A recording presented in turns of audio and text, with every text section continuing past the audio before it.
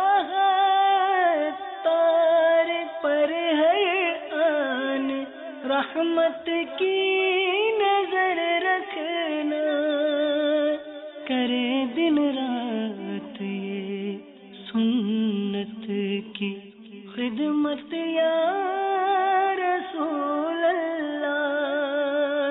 الحمد للہ رب العالمین والصلاة والسلام على سید المرسلین، اما بعد فاعوذ باللہ من الشیطان الرجیم، بسم اللہ الرحمن الرحیم، الصلاة والسلام علیک یا رسول اللہ وعلى آلک واصحابک یا حبیب اللہ، الصلاة والسلام علیک یا نبی اللہ وعلى آلک واصحابک یا نور اللہ۔ میٹھے میٹھے اسلامی بھائیوں اور اسلامی بہنوں، الحمدللہ عز وجل خالق کائنات جل جلالہ کی زمین پر عشق رسول صلی اللہ تعالی علیہ وآلہ وسلم کا مدنی جام تقسیم کرنے والے ایسے مرد کامل اب بھی موجود ہیں جو فیشن کی آفت میں گرفتار لوگوں کو پیارے مصطفیٰ صلی اللہ تعالی علیہ وآلہ وسلم کی سنت کریمہ کا اسیر بنانے کے خواہاں ہیں۔ یہ اللہ عز و جل کا خاص کرم ہے کہ اس نے ہمیں اس پرفتن دور میں تبلیغ قرآن و سنت کی عالمگیر غیر سیاسی تحریک دعوت اسلامی کا مدنی ماحول اور شیخ طریقت امیر اہل سنت ابو بلال حضرت علامہ مولانا محمد الیاس اطوار قادری رضوی دامت برکاتہم العالیہ جیسے ولی کامل کی صحبت باثر سے نوازا۔ یقیناً امیر اہل سنت دامت برکاتہم العالیہ ان عظیم ہستیوں میں سے ایک ہیں جن کی مخلصانہ جد و جہد کی برکت سے ہزاروں نہیں بلکہ لاکھوں مسلمان بالخصوص نوجوان برائیوں سے تائب ہو کے نیکیوں کی راہ پر گامزن ہو چکے ہیں۔ الحمدللہ عز و جل بلا مبالغہ امیر اہل سنت دامت برکاتہم العالیہ نے اپنے سنتوں پر بیانات کے ذریعے لاکھوں مسلمانوں کے دلوں میں مدنی انقلاب برپا کر دیا۔ لہذا تمام اسلامی بھائی اور اسلامی بہنیں اس بیان کو توجہ کے ساتھ سماعت فرمائیں۔ الحمدللہ رب العالمین والصلاة والسلام علی سید المرسلین، اما بعد فاعوذ باللہ من الشیطان الرجیم، بسم اللہ الرحمن الرحیم، الصلاة والسلام علیک یا رسول اللہ وعلی آلک واصحابک یا حبیب اللہ،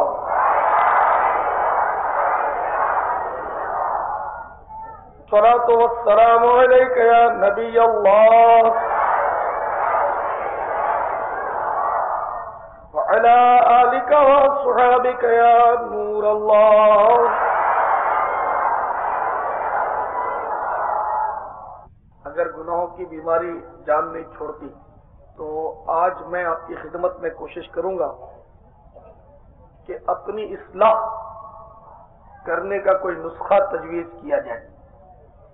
اے کاش میرا یہ نسخہ مجھے خود اپنا لینے کی توفیق نصیب ہو جائے۔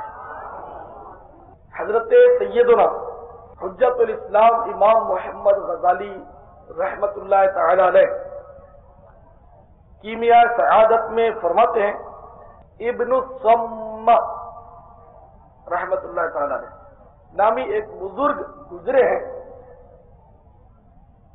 انہوں نے ایک بار اپنی عمر کا حساب لگایا تو وہ 60 برس کے ہو چکے تھے۔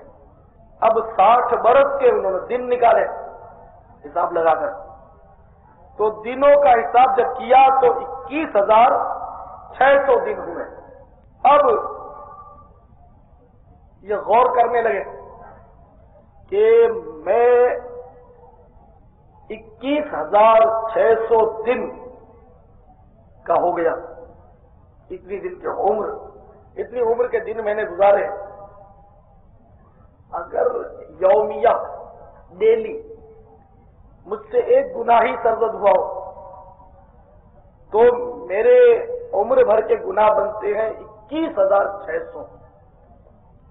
تو اب وہ اپنے آپ کو مطلب یعنی کہ کوسنے لگے، ڈانٹنے لگے اپنے نفس کو کہ تم نے 21,600 گناہ کر لی، اتنے گناہ، جبکہ صرف ایک گناہ بھی بہت زیادہ خوفناک ہو سکتا ہے اور جہنم میں لے جانے والا ہو سکتا ہے، تو 21,600 گناہ۔ پھر مزید انہوں نے غور کیا اور اپنا محاسبہ کیا تو کہنے لگے کہ یہ تو بہت تھوڑا حساب لگایا ہے، روز کا ایک گناہ کا کئی روز تو ایسے گزرے ہوں گے کہ روزانہ 1000 گناہ تم نے کیے ہوں گے۔ تو اب جب انہوں نے سوچا کہ میں نے روزانہ 1000 گناہ بھی کیے ہوں گے تو ایک دم ان پر رقت طاری ہو گئی خوف خدا کی وجہ سے، اور زوردار چیخ ان کے منہ سے بلند ہوئی جو فضا کی پہنائیوں میں گم ہو گئی اور دھڑام سے گرے اور ان کی روح قفس انصری سے پرواز کر گئی۔ یعنی خوف گناہ سے محاسبہ نفس کرتے ہوئے انہوں نے دم توڑ دیا۔ تو اس طرح اپنے گناہوں کو یاد کرنا کیسا، کیونکہ ہم لوگ تو اس طرح کے لوگ دیکھتے ہیں جو بولتے ہیں کہ یار ہم اس طرح کی باتیں سنتے ہیں، موت کی، خوف کی، قبر کی، آخرت کی، تو ہم تو آف ہو جاتے ہیں، دل گھبراتا ہے، چین نہیں پڑتا، مزہ نہیں آتا، ہمیں طبیعت خراب ہو جاتی ہے ایسی باتیں سن کر۔ تو شیطان اس طرح ان کو دور رکھتا ہے۔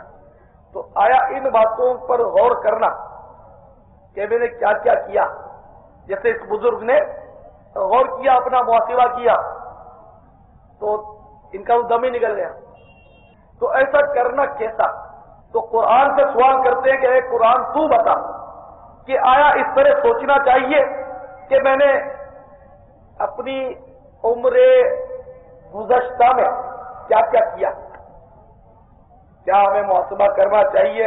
تو محاسبہ تو قیامت کے دن ہوگا، تو ہوگا تب ہوگا۔ کیا ابھی سے اپنی پیشی کر لینی چاہیے، اپنے اوپر غور کر لینا چاہیے، سوچنا چاہیے کہ میں نے کیا کیا گناہ کیا، یا گناہوں کو بھلا دینا چاہیے؟ یہ گناہ خواہ کا پریشان کرتے ہیں اور ٹینشن پیدا کرتے ہیں، ان کو بھلا دو۔ کیا کرنا چاہیے؟ تو ہم قرآن سے سوال کرتے ہیں کہ اے قرآن تو ہماری رہنمائی فرما۔ تو نکالیے سورۃ الحشر 28واں پارہ، سورۃ الحشر 18ویں آیت۔ تو جب ہم نے قرآن پاک کو کھولا سورۃ الحشر کی 18ویں آیت میں ہمیں یہ آیت مل گئی، یا ایھا الذین آمنوا اتقوا اللہ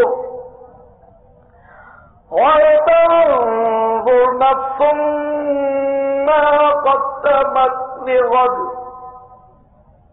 ترجمہ ایک کنز الایمان ہے، ایمان والو اللہ عز و جل سے ڈرو اور ہر جان دیکھے کہ کل کے لیے کیا آگے بھیجا، قیامت کے لیے کیا آگے بھیجا۔ یعنی ہم نے اپنی زندگی میں گزشتہ دنوں میں کیا کام کیا، اس کو دیکھیں، کل کے لیے کیا بھیجا۔ کل سے مراد قیامت ہے۔ اچھے اعمال کل کے لیے بھیجے ہیں یا برے اعمال بھیجے، یہ بندہ دیکھے، یعنی اپنے نفس کا محاسبہ کرے۔ وَلْتَنْظُرْ نَفْسٌ مَا قَدَّمَتْ لِغَدٍ، اور ہر جان دیکھے کل کے لیے کیا آگے بھیجا۔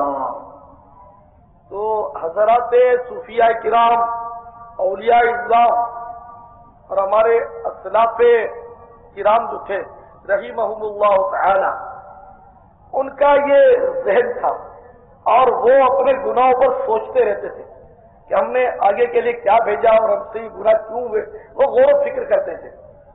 اور ہم نے بھی غور و فکر کرنے کا سلسلہ رکھا ہے، یہ بات نہیں کرنا نہیں رکھا، ہم بھی سوچتے ہیں، سوچتے ہم بھی ہیں، سوچتے وہ بھی تھے۔ ہم لوگ سوچتے ہیں، وہ تو سوچتے تھے کہ ہم سے یہ گناہ کیوں ہوا، اچھا نیکیاں کی ہیں تو نیکیاں تھوڑی کیوں کی، نفل پڑے تو 2 ہی کیوں پڑے، 12 کیوں نہیں پڑے، نفلی روزے رکھے تو 3 میں کیوں تھک گئے، آگے کیوں نہیں بڑھے آگے۔ تو ہم جو وہ تو آخرت کے لیے سوچتے تھے، اور ہم لوگ جو ہم بھی سوچتے ہیں، ہم کیا سوچتے ہیں؟ تو مجھے ملتے روتے ہوئے بندے، شادی کا کیا بنے گا، کی فکر کھائی جاتی ہے۔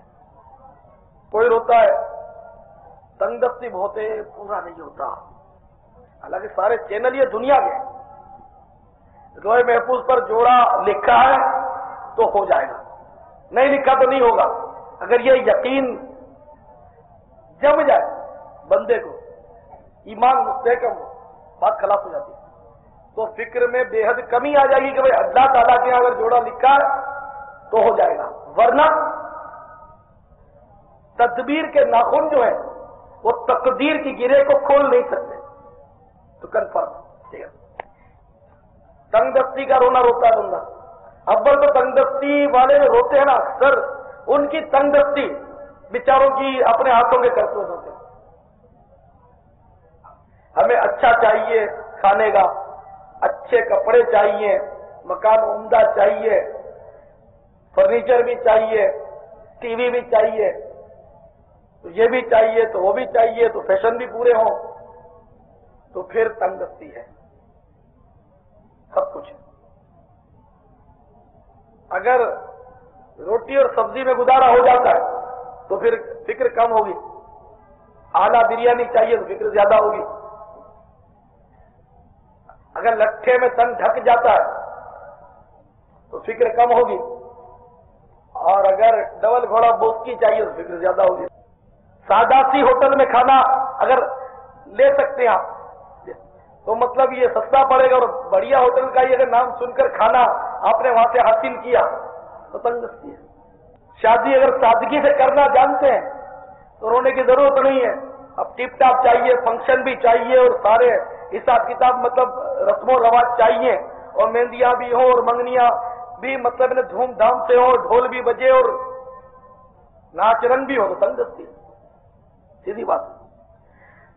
تو مطلب ہم جو فکریں کرتے ہیں میرے میٹھے میٹھے اسلامی بھائیوں، اس کا تعلق جو ہے وہ محض دنیا سے ہوتا ہے، آخرت سے اب سوچنے کا تعلق نہیں ہے. الا ماشاء اللہ کوئی لاکھوں میں ہو کہ جس کو یہ فکر کھائے جا رہی ہو کہ میرے ایمان کا کیا بنے گا، پتہ نہیں میرا ایمان پر خاتمہ ہوگا یا نہیں. یا کسی نے قرآن کی یہ آیت سن لی کہ قرآن میں یہ فرمایا گیا وَامْتَازُوا الْيَوْمَ أَيُّهَا الْمُجْرِمُونَ، آج کے روز یعنی قیامت کے روز مجرموں کو کہا جائے گا تم الگ الگ پھٹ جاؤ الگ. تو پھر مزید مطلب یہ روایت بھی سن لی کہ قیامت کے روز کہا جائے گا کہ 1000 میں سے 999 مجرموں کو الگ کر دو. قیامت کے دن یہ بتایا جائے گا کہ 1000 میں سے 999 مجرموں کو الگ الگ کر دو. تو اب بچہ ایک فی 1000 ایک بندہ نیکوں میں رہا اور 999 مجرموں میں گئے. یہ ہے روایتیں ہے نا. تو اب بندہ اگر اس فکر میں پڑ جائے کہ یار اپنے تو یہ بھی گناہ کرتے ہیں، اپنا تو وہ بھی گناہ ہے، جھوٹ بھی بولتے ہیں، گالی بھی دیتے ہیں، نماز بھی قضا ہو جاتی ہے، فلمیں بھی دیکھتے ہیں، ڈرامے بھی دیکھتے ہیں، گانے بھی سنتے ہیں، تصویروں کی اب شوق ہے، VCR بھی ہے. تو اب یہ کہ بندہ غور کرے کہ یار 999 مجرموں میں تو میں تو غالباً سر فہرست رہوں گا کہ میرے تو اتنے گناہ روز کے ہیں. تو یہ سوچ اگر ہو تو خدا کی قسم بہت بڑی بات ہے. اور جس کی یہ سوچ ہوگی وہ آٹومیٹک گناہوں سے بچنا شروع ہو جائے. لیکن یہ سوچ تو نہیں نا، وہ تو سوچنے والے چلے گئے جو نیک تھے پھر بھی سوچتے تھے. ایک بزرگ سخت سردیوں کی رات گزر رہے تھے کہیں سے، تو ایک جگہ ایک پھٹے پرانے کپڑے میں ملبوس ایک شخص کھڑا تھا.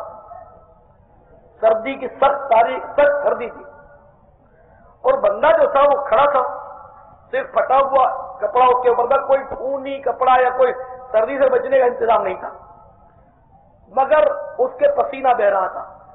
وہ کھڑا تھا بس اس کے پسینہ بہ رہا تھا. اس بزرگ کو تعجب ہوا کہ یار اتنی سردی ہے، اس نے کوئی اونی کپڑے بھی نہیں پہنے اور اس کو پسینے بہ رہے ہیں، بات کیا؟ تو اس نے اس کو پوچھا کہ کیا بات ہے آپ کو پسینے بہ رہے ہیں؟ تو اس نے کہا کہ بات یہ کہ میں یہاں سے گزر رہا تھا تو اس جگہ پہنچا تو مجھے یاد آ گیا کہ یہ وہ جگہ ہے جہاں میں نے ایک بار گناہ کیا تھا، مجھ سے یہاں پر گناہ سرزد ہوا تھا، تو وہ مجھے مطلب یاد آ گیا.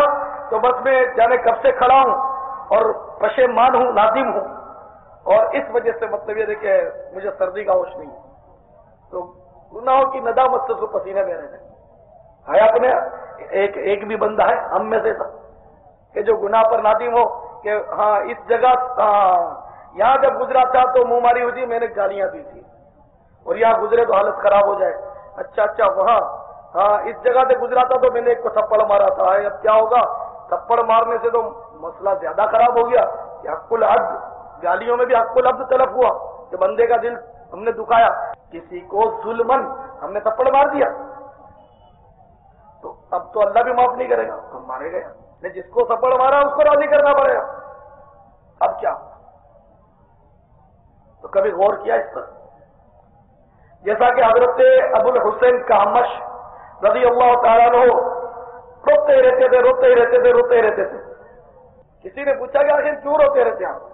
تو فرمایا کہ ایک ایسی بھول ہو گئی ہے مجھ سے کہ ایک بار گھر میں مہمان آ گئے تھے اور ان کو میں نے مچھلی کھلائی، مچھلی کھلانے کے بعد مہمان کو ہاتھ دھلانے کے لیے پڑوسی کی دیوار سے تھوڑی مٹی کھرچ لی اور اس کو ہاتھ دھلوا دیے، اور پھر میرے ذہن میں آیا کہ یہ میں نے کیا کر لیا، یہ تو میں نے حق العبد طرف کیا تو بندے کا حق مار دیا، کسی کی دیوار میں نے مٹی کیوں کھرچی؟ بس اسی وجہ سے میرا رونا نہیں بند ہوتا، مجھے بڑی فکر ہو رہی ہے کہ میں کیا کروں، میرا کیا بنے گا کہ میں نے ایک بندے کا حق مار دیا، اس کی دیوار کو میں نے نقصان پہنچا دیا، مٹی کھرچ لی۔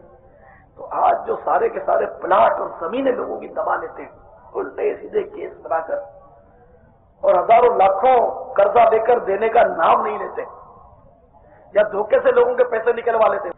وَلْتَنظُرْ نَفْسٌ مَا قَدَّمَتْ لِغَدٍ، اور ہر جان دیکھے کل کے لیے کیا آگے بھیجا۔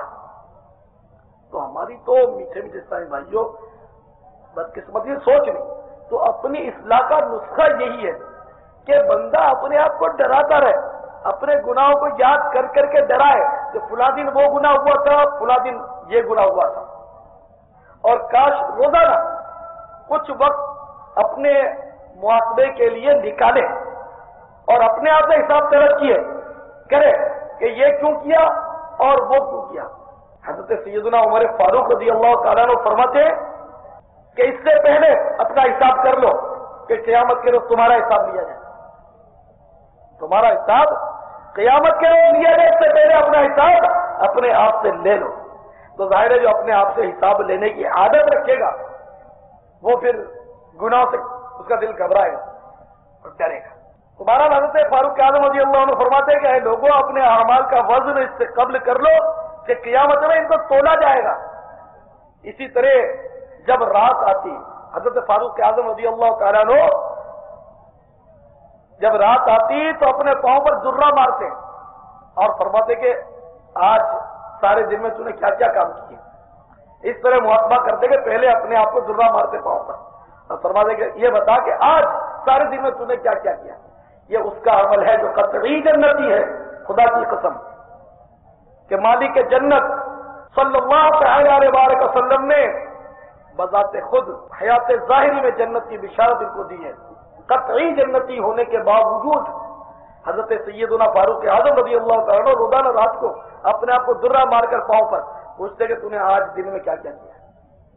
ہائے ہائے، اور ایک ہماری حالت ہے کہ ہم تو اس کی طرف کبھی سوچتے نہیں، غفلت کے ہزاروں پردے ہمارے ذہن و دماغ پر پڑ گئے، ہمارا دل سیاہ اور گناہوں کے سبب تاریک ہو گیا، کچھ سجائی نہیں دیتا۔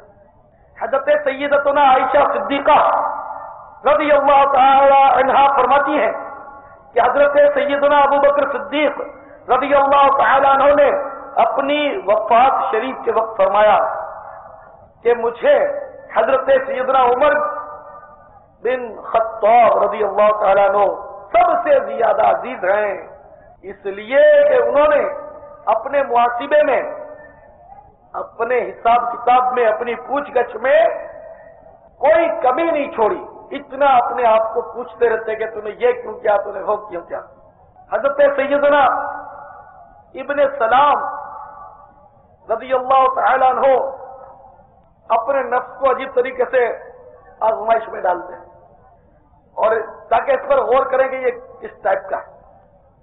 چنانچہ ایک بار وہ لکڑیوں کا گٹھا باندھ کر اپنی گردن پر لادے لیے جا رہے تھے، تو لوگوں نے عرض کیا کہ حضور یہ کام تو غلاموں کے کرنے کا ہے۔ تو آپ نے جواب دیا کہ میں اپنے نفس کو آزما رہا ہوں کہ اس طرح کا کام کرنے میں اس کی پوزیشن کیا ہے، اس کو کیا محسوس ہے، آیا یہ شرماتا ہے، آیا یہ تکبر کرتا ہے, راضی ہے نہیں ہے نا. باقی جو بڑے لوگ ہوتے, یہ بہت بڑے مطلب ہے کہ ہستی تھے, تو بڑے لوگ جو ہوتے ہیں آپ کو پتا ہے نا, تو جوتا اٹھانے والا بھی اس کو چاہیے, بیگ اٹھانے والا بھی چاہیے, ہے نا. تو ایک بندہ بڑھ کر کار کا دروازہ بھی کھولے اس کے لیے تو تشریف فرما ہو, جب کہیں پہنچے تو بندہ ادب سے آئے, کار کا دروازہ کھولے اور نکلے. خیر, اگر اس شخص کی یہ خواہش ہے کہ لوگ اس طرح میری رسپیکٹ کریں تو مجرم ہے. اور لوگ اس طرح کرتے ہیں, جیسے لوگ آپ کو پتا لوگ بھی تو بگاڑ دیتے ہیں, چپل خود ہی بھاگ بھاگ کے اٹھانے نہیں دیتے, چیزیں نہیں اٹھانے دیتے, تنگ کرتے ہیں, کار کے دروازے بھی خیر کھولتے ہیں لوگ. اب اپنے دل پر بندہ غور کرے کہ یہ جو عزتیں ہو رہی ہیں تو اس کی وجہ سے تیری کیا پوزیشن, تو پھولے جا رہا ہے یا خدا سے ڈر رہا ہے, یہ اپنے آپ پر بندہ غور کرے. کسی کے ساتھ ایسا ہو تو اس شخص کے بارے میں ہمیں بدگمانی نہیں کرنی چاہیے, تو ہو سکتا ہے اس کا اپنا قصور نہ ہو, لوگ اس طرح کرتے ہیں. اچھا خیر, تو بہرحال بزرگان دین اپنے آپ کو اس طرح آزمائش میں ڈالتے تھے. حضرت سیدنا انس رضی اللہ تعالیٰ عنہ فرماتے ہیں کہ میں نے ایک مرتبہ امیر المؤمنین حضرت سیدنا عمر فاروق رضی اللہ تعالیٰ عنہ کو ایک باغ کی دیوار کے نیچے دیکھا. وہ اپنے نفس سے فرما رہے تھے, واہ واہ, لوگ تجھے امیر المومنین کہتے ہیں اور خدا کی قسم تو اللہ سے نہیں ڈرتا. اے نفس, کہیں ایسا نہ ہو کہ تو اللہ کے عذاب میں گرفتار ہو جائے. آئے آئے, ہے نا. تجھے حضرت صاحب کہتے ہیں, تجھے پیر صاحب کہتے ہیں, تجھے محترم کہتے ہیں, لوگ تجھے حضور کہہ کر یاد کرتے ہیں, لوگ تجھے امیر کہہ کر مخاطب ہوتے ہیں, مگر تو اس کی وجہ سے پھولتا جا رہا ہے. تجھے اللہ سے ڈرنا چاہیے. یعنی ایمان سے بہت بڑی عبرت ہے ان لوگوں کے لیے جو اپنے منہ سے تعریف کرواتے ہیں. کوئی اپنے آپ کو حافظ لکھتا ہے, کوئی اپنے آپ کو قاری لکھتا ہے. مجھے تو وہ سید بھی ملے ہیں جو اپنے آپ کو سید نہیں لکھتے, ظاہر ہی نہیں کرتے کہ ہم سید ہیں. یعنی ایسے القاب استعمال کرنا کہ لوگ ادب کریں, اس میں بڑا امتحان ہے, بڑی آزمائش ہے. اور ان ہمارے اکابر کا حال تھا کہ مطلب اتنا ڈرتے, کیونکہ ظاہر ہے کہ اگر نام کے آگے کہیں گے کہ حافظ فلاں تو لوگ بولے اچھا ماشاء اللہ حافظ صاحب ہے, دعا کا نام, قاری صاحب ماشاء اللہ, سید صاحب سبحان اللہ. تو میرے ایسے بیچارے ہوتے ہیں وہ پھر ہاتھ بھی چوم ڈالتے ہیں سیدوں کا, سید صاحب ہے نا. تو اس سے ہاتھ چومنے والے کو تو خیر سعادت ہے اس کے لیے, لیکن جس کے چومے گئے وہ آزمائش. اب مثلا کسی نے میرے ہاتھ چومے, اب یہ اس کا میٹر ہے, اس نے جو بھی کیا وہ اس کا میٹر ہے. لیکن اگر میرے ہاتھ چومے گئے تو میں تو بخدا امتحان میں پڑا کہ جس کے لوگ ہاتھ چومتے ہوں اور وہ اگر اپنے نفس کو کنٹرول میں کر لے تو واقعی بہت بڑی بات ہے, صرف بہت ہی مشکل ہے. یعنی جس کا لوگ ہاتھ چومتے ہیں ٹھیک ہے, وہ اپنے طور پر جو بھی کرتے ہیں, لیکن جس کا ہاتھ چوم رہے ہیں اس کے ساتھ یہ ہمدردی نہیں کر رہے, میرے خیال میں اس کو بہت بڑے امتحان میں ڈال رہے ہیں, بہت بڑے امتحان. یعنی کہ مطلب یعنی کہ کبھی آپ کو بھی اندازہ ہوگا کہ کم از کم یعنی کہ چھوٹے بڑے دن یا عید کے دن اگر جو بڑے ان کا بیٹا ہی ہاتھ چوم لیتا ہوگا تو ذرا اپنے دل پر آپ غور کریں کہ دو بیٹے ہوں آپ کے, ایک بیٹا ہاتھ چومے دوسرا بیٹا نہ چومے ہاتھ. آپ میرے کان میں بھی آ کر نہیں کہو گے کہ آپ کے دل کی کیفیت کیا ہے. اب اپنے دل پر غور کر لو کہ جو بیٹا ہاتھ چومے گا اس پر بڑا پیار آئے گا, جو بیٹا ہاتھ نہیں چومے گا اس پر بڑا کھار آئے گا. نہ آئے تو میرے کو بول دیں, میں نے دل کا چور پکڑا ہے. میری بات بڑی عجیب و غریب ہے, جب تک پورا بیان نہیں سنے بندے کو شاید پلے بھی نہ پڑے کیا بولنے چلا جا رہا ہے. لیکن میں آپ کو دل کے چور کے واقعی یعنی کہ تو جس کا ہاتھ چوما جا رہا ہے, اب اتنے سارے ہاتھ چومے اور دو چار نہ بھی چومے نہیں بھی چومتے تو شیطان ڈاک والا کہے گا کہ یار یہ تیرے سے متاثر نہیں ہے. تو اب یہ توفیق کہاں سے ملے گی مجھے کہ میں کہوں کہ جا کسی اور کو دھوکہ دینا. کیا میں اب یہ مطلب ہے کہ انتخاب کرنے دوں کہ یہ متاثر اور یہ نہیں متاثر, تو میں کیا اپنی شخصیت سے متاثر کرتا پھر سب کو. میرا کام تو سیدھی سی بات ہے دین کی خدمت کرنا ہے. کوئی متاثر ہو یا بزن ہو مجھے تو حق بتاتے چلے جانا ہے حکمت عملی کے پیش نظر. کہ مطلب ہم جس کی تعظیم کرتے ہیں اگر وہ تعظیم کا اہل ہے، ہاتھ چومتے ہیں، اگر وہ ہاتھ چومنے کا اہل ہے تو چلیے ہمیں ثواب ہوا یا جو کچھ ہوا، ہمیں سعادت ملی جو کچھ ہوا، لیکن جس کا ہاتھ چوما، جس کی تعظیم کی، واقعی اس کو تو ہم نے امتحان میں ڈالا۔ اور یہ جو میں نے مثال دی عید کے دن والی، تو جو بال بچے والے ان کو خود اپنا تجربہ ہوگا ہی، بڑی خواہش ہوگی کہ آج عید کا دن ہے، آج تو میرا بیٹا میرا ہاتھ چومے گا، اور ہاتھ چومے گا تو شاباش بھی دیں گے، آپ ہاتھ چوم شاباش، نہیں چوما تو پھر دل میں کھانا کا شیطان بولے گا۔ تو اس ٹھکانے کو یاد کر کے اپنے آپ کو ڈرائیں کہ میں اپنی تعظیم پسند کروں گا تو مارا جاؤں گا۔ اس طرح بھی مطلب گناہ سے بچنا ممکن ہو جائے گا کہ آدمی مطلب اپنے دل کو، کیونکہ دل میں تو بات پیدا ہوگی، بندہ روک نہیں سکتا، لیکن اب اس کے ساتھ ایسا سلوک نہیں کرنا چاہیے کہ اس نے تعظیم نہیں کی تو اس پر آپ خار کھائیں، ناراض ہوں اس سے۔ تو بہرحال میرے میٹھے میٹھے اسلامی بھائیوں، ہے کام بڑا مشکل، اپنے نفس کو مطلب یعنی کہ سزائیں دینا اور اس کو مطلب یعنی کہ اس کا محاسبہ کرنا، اس کی پوچھ گچھ کرنا، یہ ہے بڑا مشکل۔ نفس بڑا مکار اور عیار ہے، اور شیطان اس کا پکا یار ہے، تو ہے بڑا مشکل۔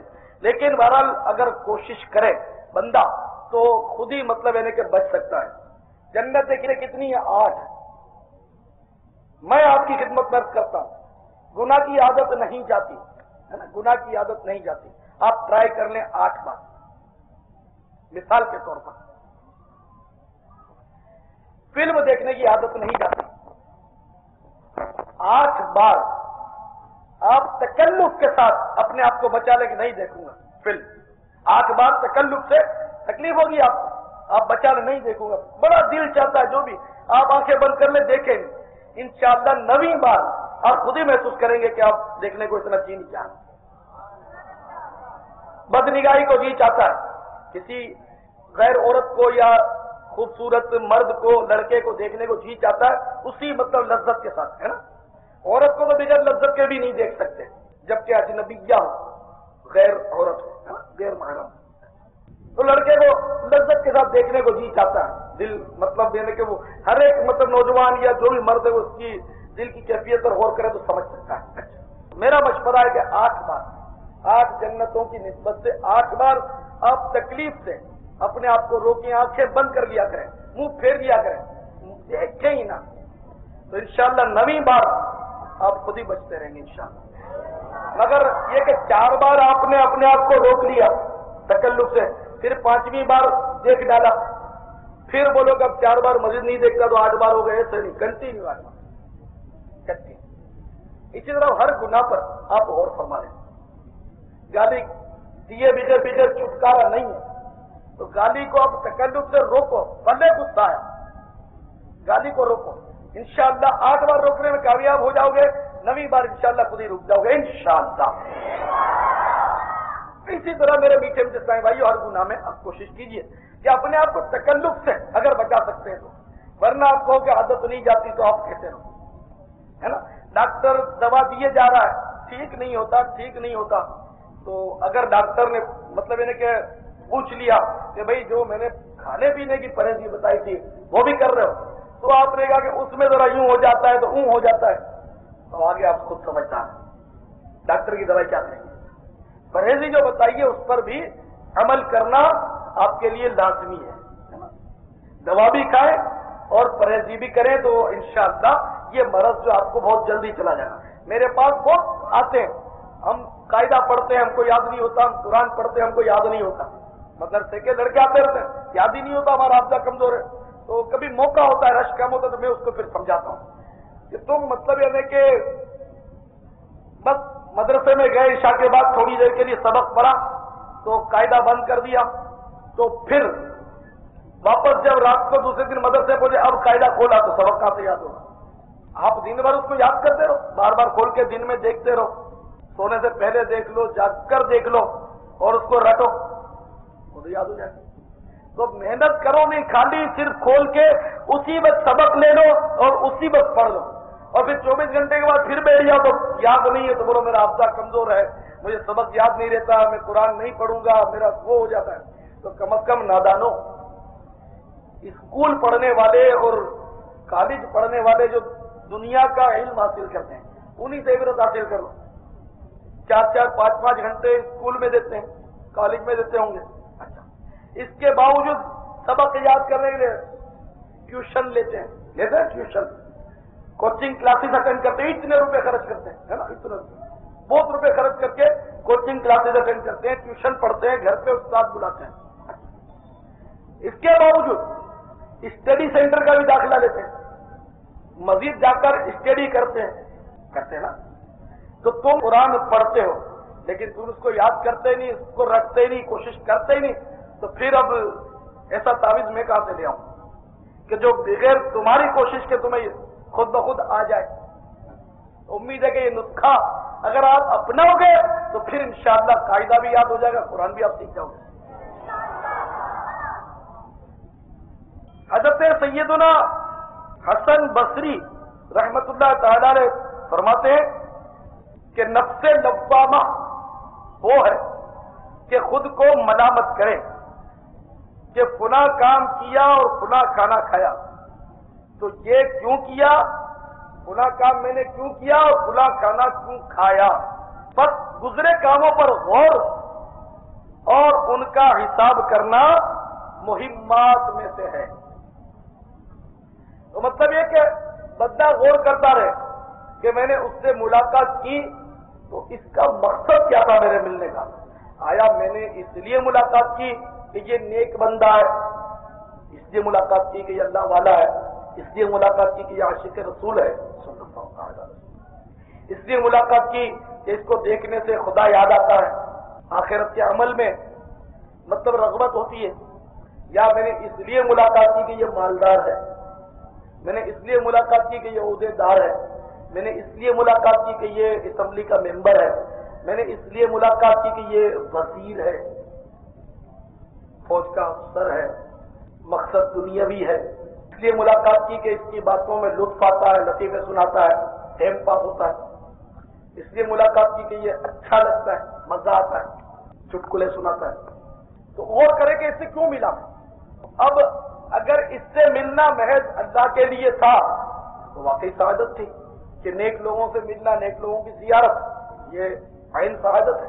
और अगर अपने नफ्स के लिए मिला था, गरज़ व गायत से मुराद आखिरत, उसका उसूल नहीं था, अल्लाह की रिजा जुई नहीं थी, मकसद अपना तलत्तुफ था, नफ्सानियत थी, आगे आप गौर करना ये क्या हुआ। फुला खाना खाया तो क्यों खाया, आया भूख लगी इसलिए खाया या वैसे ही चखखारे के लिए खाया, इस पर गौर करना। तो वैसे ही बगैर भूख के जो खाना खाता है ना, रोने, ये तो बहुत लोग बोलते हैं तो मुझे रोना नहीं आता, तो वो गौर फरमा ले। यूं भी बोलते हैं इबादत में दिल नहीं लगता, नमाज में मजा नहीं आता, तो वो इस तरह के सही भाई गौर फरमा दें कि इसकी वजूहात में से ये भी है कि बगैर भूख के खाना ये दिल को सख्त करता है। बगैर भूख के खाना, ये जो बिचर बिचर करते रहते हैं ना, कभी ये खिचड़े के ठेले पर खड़े हैं तो कभी वो आलू छोले के चटखारे लिए जा रहे हैं, तो कभी दही बड़े मजे ले लेकर खा रहे हैं। तो मतलब है कि आपने ये खाया तो इस पर काश गौर कर लेते हैं। हम लोग इस पर के इस तरह का खाते हैं तो गौर कर ले कि हमने किस लिए खाया। अगर भूख लगी थी खाना तो कोई हरज नहीं थी, वैसे ही टेस्ट के लिए हमने खाना खाया तो फिर ये चाहिए दिल की सख्ती का। इमाम गजाली रहमतुल्लाह ने लिखा है किसी के हवाले से कि 3 चीजें दिल को सख्त करने की। एक तो यही बगैर भूख के खाना, दूसरा बगैर जरूरत के कलाम, तीसरा बगैर ताज्जुब के हंसी। तो बगैर जरूरत के कलाम जो है फालतू बात, वो भी दिल को सख्त करती है। और मैं नहीं समझता कि इस दौर में कोई फालतू बात से बचता हो, इल्ला माशाअल्लाह, जिसको अल्लाह बचा ले। तो आप और फरमा लें कि मैंने ये बात क्यों की, आपके सामने खुद ही आ जाए। इमाम मोहम्मद गजाली रहमतुल्लाह ने तो फरमाते हैं कि अगर एक लफ्ज से काम चल जाता है तो 2 लफ्ज बोलना, तो ये दूसरा लफ्ज जो है ये फजूल है। तो हम में तो हर एक बोलता है यार रोटी वोटी खा लें, पानी वानी पी लें, तो ये वानी और बोटी जो है ये मोहम्मद लफ्ज है, اور یہ فضول ہے. یہ تو میں نے ایسے مثال دی آپ کو. اس طرح تو بے شمار مثالیں بن سکتی ہیں. پھر ان کی تھیوری پر تو اپنا عمل ایسا لگتا ہے کہ بڑا مشکل ہے. بات ان کی غلط نہیں ہے, وہ تو ولی اللہ ہے. جبھی تو مقام ملا. میرے آپ کے باپ دادا کا نام کوئی نہیں جانتا, امام غزالی رحمۃ اللہ علیہ کا ڈنکے کیوں بج رہے؟ کوئی تو بات تھی نا. آپ کے ابا جان کا نام نہ مجھے پتا نہ میرے ابا جان کا آپ کو پتا ہے نا, ایک بات ہے. تو امام غزالی رحمۃ اللہ علیہ کا نام سب کو پتا.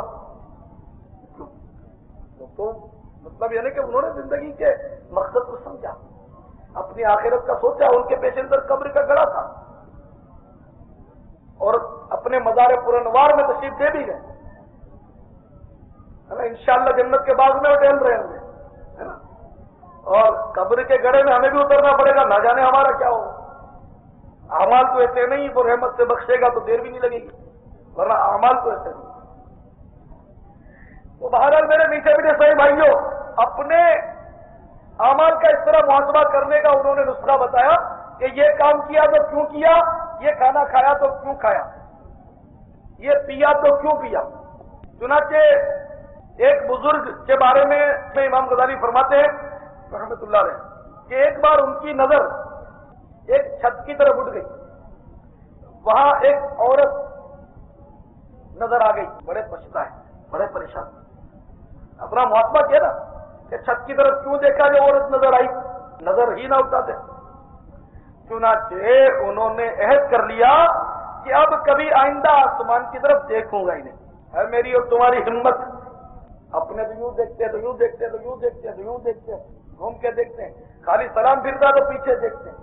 شریعت جو بھی کہے پیچھے ضرور دیکھتے ہیں. کتنے لوگ آئے, ہم تو کرتے نہیں. حالانکہ اگر کوئی نماز پڑھ رہا ہو اس کی طرف اپنا چہرہ کرنا یہ مکروہ تحریمی ہے, گناہ ہے, مکروہ تحریم. ہم تو کرتے ہیں.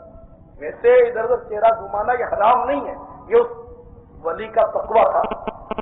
نظر پڑ گئی عورت پر, اس میں بھی گناہ نہیں ہے, جبکہ نظر فوراً لوٹا دی. اب ایک نظر پڑ گئی دیکھے جا رہے ہیں تو گناہ ہو ہی گیا. یا ارادتاً نظر اٹھائی عورت پر تو بھی گناہ ہو گیا.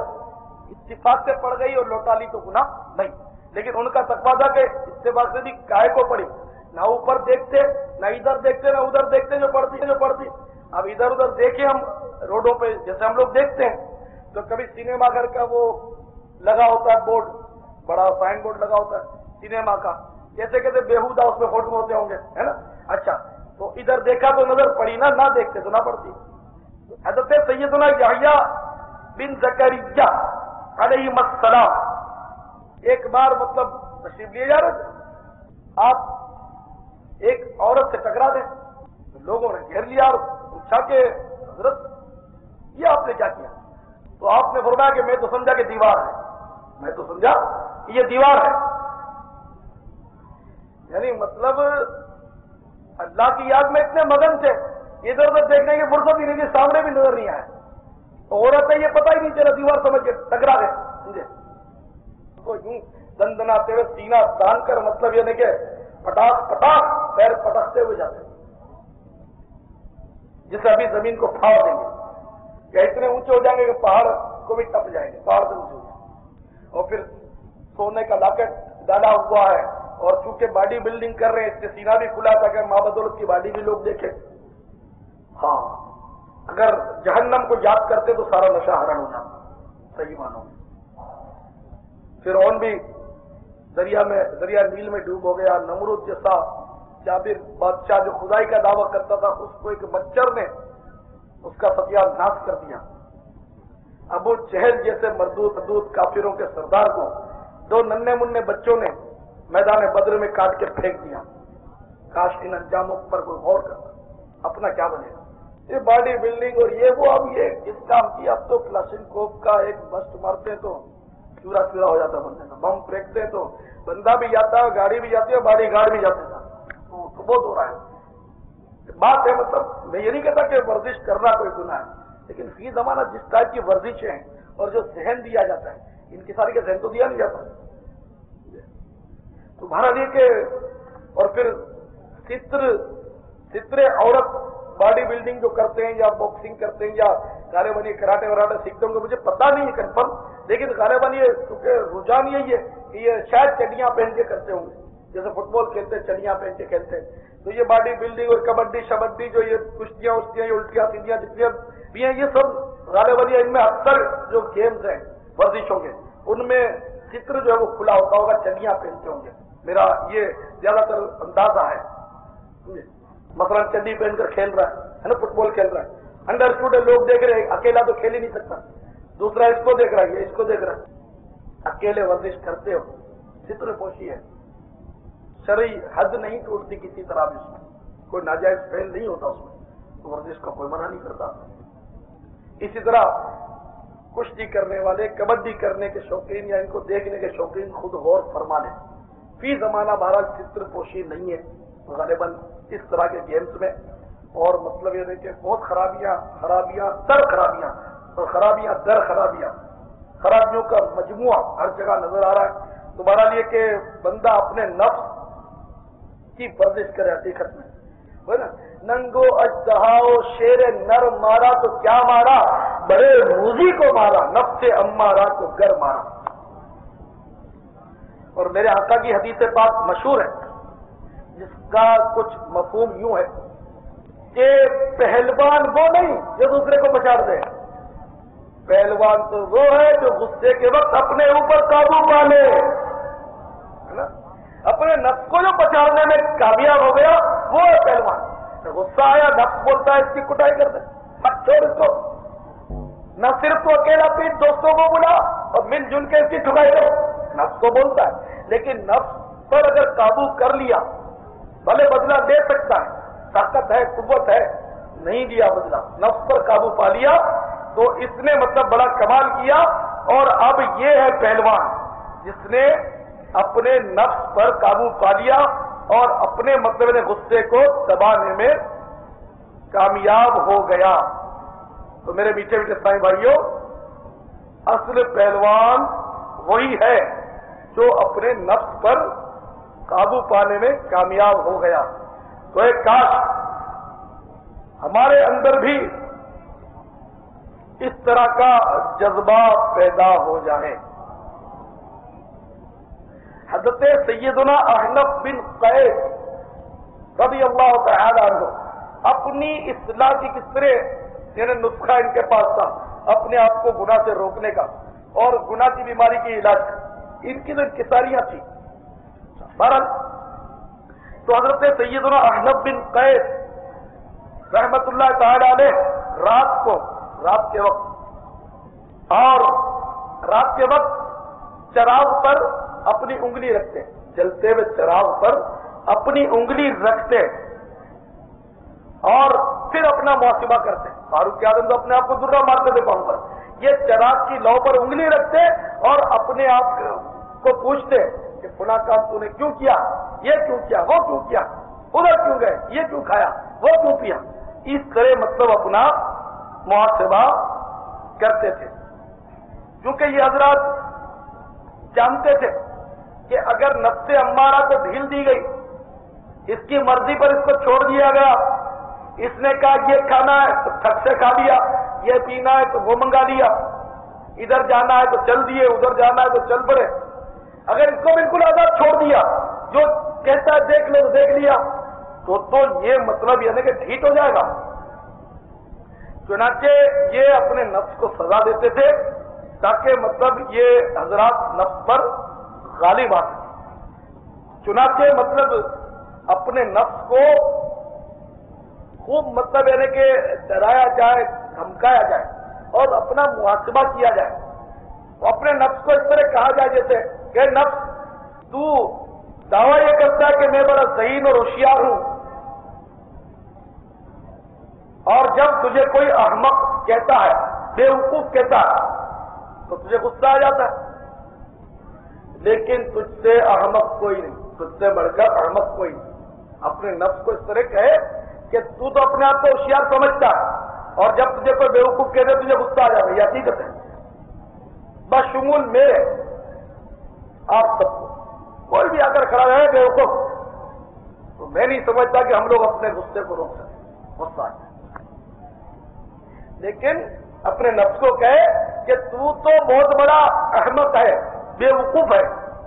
مثال یہ کہ دیکھ, اگر کسی کے گھر کے باہر یا کسی کے شہر کے باہر پوری فوج کی فوج آ جائے کسی کو پکڑنے کے لیے, جیسے چھاپا پڑتا ہے ہمارے یہاں آپریشن کلین اپ میں, تو مطلب یہ کہ فوج کی فوج آ جائے پکڑنے کے لیے,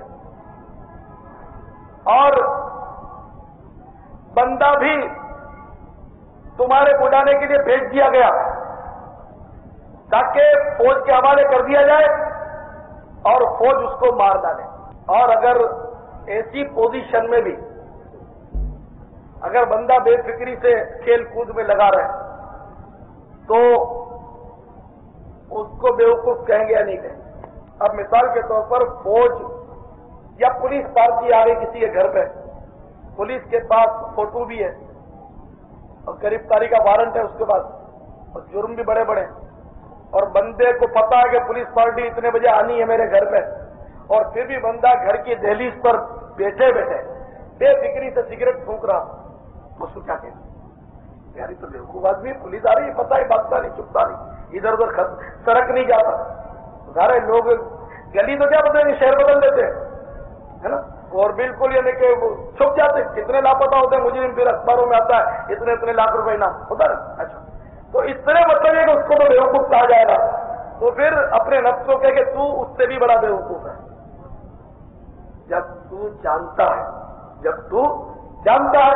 کہ تیرے مطلب تیری بستی اور تیری آبادی کے سرے پر مردوں کا لشکر تیرا منتظر ہے, قبرستان مردوں کا لشکر تیرا منتظر ہے, اور تجھے بتا دیا گیا ہے کہ تیری گرفتاری یقینی ہے.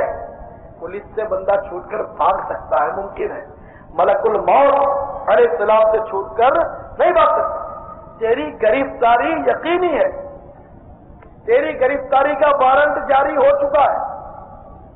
آج نہیں تو کل تجھے دھر لیا جائے گا, یعنی ملک الموت تجھے پکڑ لیں گے اور مردوں کے لشکر کے حوالے کر دیں گے, اور مردوں کے لشکر میں تجھے قید کر دیا جائے گا, یعنی گڑھے میں بند کر دیا جائے گا.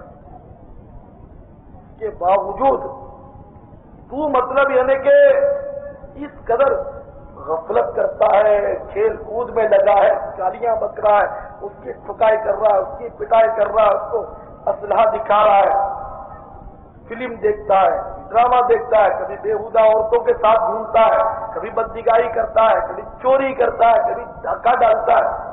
تو تجھ سے بڑھ کر بے وقوف اور احمق کون؟ کبھی داڑھی منڈا کر یہودیوں جیسی شکل بنا لیتا ہے, حالانکہ جس کا کلمہ تو نے پڑھا وہ فرما چکے کہ داڑھی مونچھوں کو پست کرو, داڑھیوں کو معاف رکھو, اور یہودیوں کسی صورت مت بنو. تو تیری مت ماری گئی ہے, تیری عقل برباد ہو گئی ہے کہ تو مطلب جن پر ایمان لایا ان کے دشمنوں جیسی شکلیں بناتا ہے. حالانکہ مردوں کا لشکر تیرا منتظر ہے, گرفتاری کا وارنٹ آ چکا, پھر بھی تجھے ہوش نہیں آتا. تجھ سے بڑھ کر احمق اور بیوقوف کوئی نہیں. اس طرح اپنے نفس کو ڈانٹے اور اپنے نفس کا محاسبہ کرے. یہ گناہوں کا علاج ہو رہا ہے. جس طرح بندہ اگر واقعی سوچے تو اس کی ہچکیاں بند جائیں روتے روتے اپنے گناہوں پر, اور اس کے عذاب پر اس طرح غور کرے کہ میں فلاں گناہ کروں گا تو فلاں عذاب ہوگا, فلاں گناہ کروں گا تو فلاں عذاب ہوگا. اس طرح اگر مطالعہ کرے اور غور کرے اور سوچے تو اپنے گناہوں کا علاج ہو سکتا ہے. اسی طرح اے نفس بھلا سوچ, تو تمام دن گناہ میں مشغول ہے,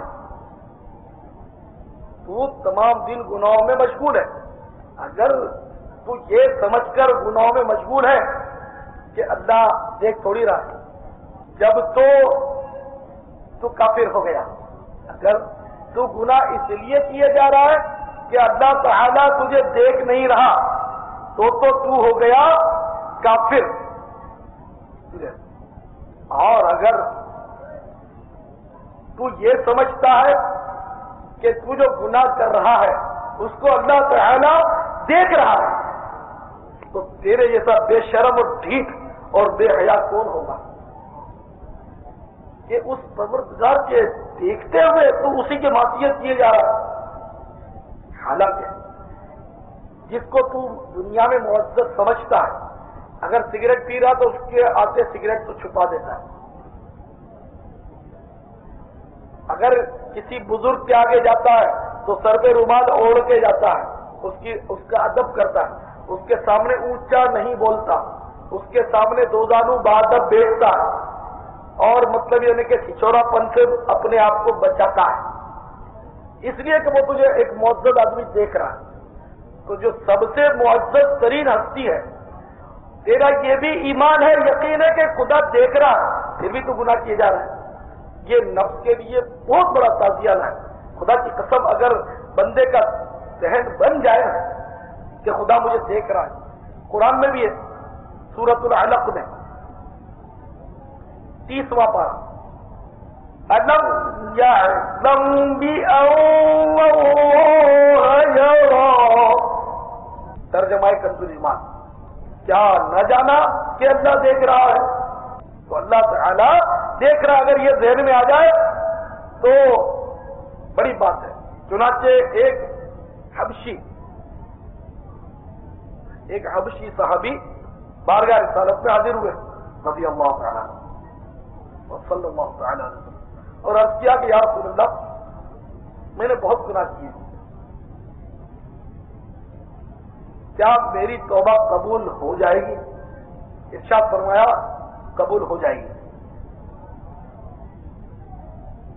ابھی سنیے، اس نے مزید دریافت کیا کہ آقا، کیا جب میں گناہ کر رہا تھا تو اللہ مجھے دیکھ بھی رہا تھا؟ تو ارشاد فرمایا کہ ہاں، اللہ تجھے دیکھ رہا تھا. یہ سنا اور اس حبشی کے سینے سے کہ آئے سر نکلی اور ایک زوردار اس نے چیخ ماری اور دھڑام سے گرا اور تڑپ تڑپ کر اس نے جان دے دی. یعنی اس بات پر کہ گناہ معاف ہو جائیں گے، توبہ قبول ہو جائے گی، اس کو قرار نہیں آیا. جب اس کو یہ پتا چل گیا کہ خدا دیکھ بھی رہا تھا، تب معافی مانگ لی، ٹھیک ہے معافی مل بھی گئی، مگر یہ چوٹ لگ گئی کہ ہائے میں نے یہ کیا کر دیا کہ میرا خدا دیکھتا رہا اور میں گناہ کرتا رہا. وہ کریم ہے معافی دے دے گا، لیکن یہ میں نے کیا کیا. مطلب یہ نہیں کہ ان کی ندامتوں کا یہ حال ہے. اور ایک ہم بد نصیبوں کا حال ہے کہ ندامت کا دور دور تک کوئی پتہ نہیں، اور ہنستے ہنستے علاج طلب کرتے ہیں گناہوں کی بیماریوں کا علاج کیا ہے، اور گناہ سے بچنے کی خود کوشش تو کرتے نہیں. مجھ کو ملی ہے عزت عطار کی بدولت، چمکی ہے میری قسمت عطار کی بدولت. اپنا بنایا مجھ کو، سینے لگایا مجھ کو، اپنا بنایا مجھ کو، سینے لگایا مجھ کو. جو بھی ہے میری وقعت عطار کی بدولت، مجھ کو ملی ہے عزت عطار کی بدولت. عطار کا میں سگ ہوں، سمجھو نہ در بدر ہوں. عطار کا میں سگ ہوں، سمجھو نہ در بدر ہوں. عطار کا میں سگ ہوں، سمجھو نہ در بدر ہوں. عطار کا میں سگ ہوں، سمجھو نہ در بدر ہوں. کیا خوب میری نسبت، کیا خوب میری نسبت، کیا خوب میری نسبت عطار کی بدولت. مجھ کو ملی ہے عزت عطار کی بدولت. سرسبز ہے امام پر نور داڑیاں ہیں، زندہ ہوئی عطار کی بدولت سرسبز ہے امام پر نور داریاں سرسبز ہے امام پر نور داریاں زندہ ہوئی ہے سنت زندہ ہوئی ہے سنت عطار کی بدولت مجھ کو ملی ہے عزت عطار کی بدولت. مکہ شریف کا سفر تھا تو نعت خوانی کا سلسلہ تھا. امیر اہل سنت پر دیوانگی کی کیفیت طاری تھی. آپ روتے ہوئے مکہ شریف کی فضاؤں میں داخل ہوئے. خانہ کعبہ المشرفہ کا دیدار یہ کرنے کے لیے قافلہ سوئے حرم چلا. جبل ابی قبیس کے نیچے یہ قافلہ جب پہنچا تو امیر علیہ سنت نے الحمدللہ اپنے دست شفقت سے عیسائی بھائیوں کو مسجد الحرام شریف کی زیارت کروانا شروع کی. اللہ اکبر. جب آپ کے نرم و گداز ہاتھ وہ سر پر پڑے اور مرشد نے جب مسجد الحرام شریف دکھائی تو کیا کہنے، ایک نور تھا جو وہاں برس رہا تھا، لیکن نگاہ مرشد سے دیکھنے کا مزہ ہی کچھ اور تھا. قافلہ جو تھا وہ آہستہ آہستہ آہستہ نگاہیں جھکائے اپنے مرشد کے پیچھے پیچھے یہ خانہ کعبہ المشرفہ کے دیدار کے لیے چل رہا ہے. تو امیر علیہ سنت دامت برکاتہم العالیہ کی جب حاضری ہوئی اور آپ مطاف شریف میں اترے تو دنیا مافیہا سے بے خبر. اب آپ ایسے لگتا تھا جیسے کسی کو پہچانتے نہیں. حجر اسود کے استلام سے طواف شروع ہوا. اب پیارے مرشد کے قدم شریف جو ہیں وہ اٹھنا شروع ہوئے اور خانہ کعبہ المشرفہ کے ارد گرد طواف کا سلسلہ ہے. مخصوص انداز میں امیر علیہ سنت جب استلام فرماتے تو ایک کیفیت ہی کچھ اور تھی امیر علیہ سنت کی. الحمدللہ امیر علیہ سنت کو انتہا کا عبادت گزار پایا. مرشد گرامی اپنے ساتھ مجھ جیسے گناہ گاروں کو بھی لیے مینا شریف کی طرف روانہ ہوئے. مینا شریف میں قیام تھا تو یمن سے آئے ہوئے عیسائی بھائیوں نے بھی امیر علیہ سنت کو اپنے یہاں آنے کی یمنی خیموں میں دعوت پیش کی. تو یاد ہے کہ امیر علیہ سنت جب وہاں تشریف لے کر گئے تو اہلم و سہلن مرحبا کے نعرے تھے. وہاں ایک حسنی حسینی سید تھے تو انہوں نے امیر علیہ سنت کا استقبال فرمایا اور امیر علیہ سنت کو انہوں نے اپنے ساتھ مسند پہ بٹھایا. مدنی منع جس کی عمر 4 یا 5 سال ہے اس کے دل میں چھید ہے تو اس کی وجہ سے آپ کو پریشانی ہے. اللہ تعالیٰ سے دعا ہے یا اللہ پیارے حبیب صلی اللہ تعالیٰ علیہ وآلہ وسلم کے صدقے مدنی منع کے دل کا چھید پر ہو جائے اور ہم سب کے دلوں کی سیاہی دور ہو جائے، کالک دور ہو جائے، دل نور مصطفیٰ سے بھرپور ہو جائے صلی اللہ تعالیٰ علیہ وآلہ وسلم. اللہ تعالیٰ آپ کو اور آپ کے سارے گھرانے کو شاد و آباد رکھے.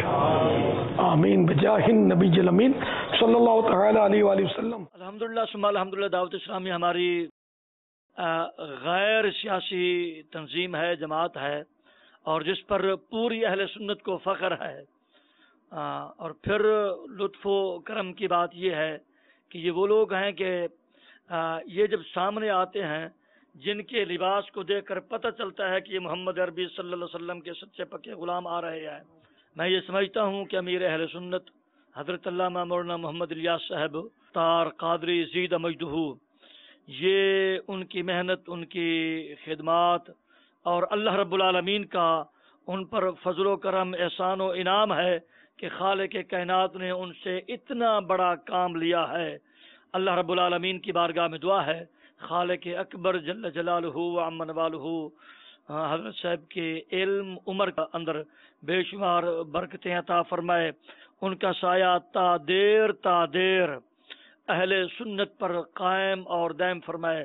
انہوں نے جتنے ادارے قائم فرمائے ماشاءاللہ ثم ماشاءاللہ، پاکستان بھر میں نہیں بلکہ کئی ممالک کے اندر کئی دینی ادارے قائم ہیں اور جہاں مصطفیٰ کریم صلی اللہ علیہ وسلم کی سنتوں کی تربیت دی جاتی ہے اور پھر آقا دو جہاں علیہ الصلوۃ والسلام کی محبت کے حوالے سے وہ درس دیے جاتے ہیں کہ ہر بچہ جو دعوت اسلامی میں شامل ہوتا ہے آگے چل کر دین اسلام کا بہترین مبلغ بن کر سامنے آتا ہے. صلو علی الحبیب صلی اللہ تعالی علی محمد. مجھے اپنی اور ساری دنیا کے لوگوں کی اصلاح کی کوشش کرنی ہے.